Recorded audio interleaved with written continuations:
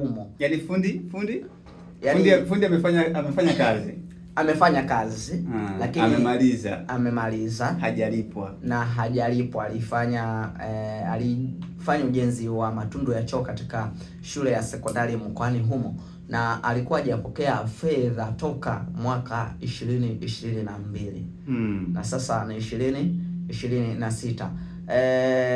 Kiasi cha shilingi milioni 2 alikuwa hajalipwa. Sasa katika mkutano wa hadhara pia mkoani humo Kilimanjaro, waziri mkuu Mwigulu Nchemba alifanya utatuzi wa jambo hilo kwa kutoa agizo la kulipwa kwa fundi huyo hicho kiasi cha shilingi milioni 2 papo kwa hapo kwa mamlaka husika.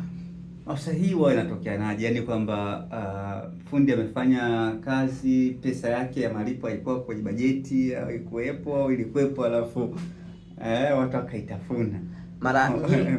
Mara nyingi wakandarasi au watu wanaofanya hii miradi katika ujenzi wengi huwa wanatumia fedha zao, na wanaahidiwa kwamba baada ya kukamilisha ujenzi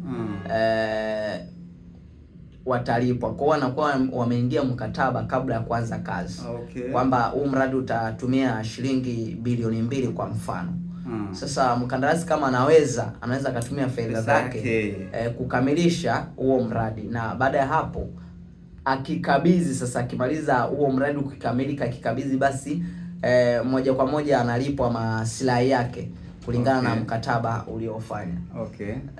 Sasa kama ametumia fedha zake akiamini kwamba baada tu ya mradi atarejeshewa fedha zake. Sasa na mara nyingi huwa wanaingia katika kukopa. Kwa hiyo anaweza akakopa vitu kadhaa katika makampuni au vifaa vya ujenzi akiamini baada ya muda fulani atalipa.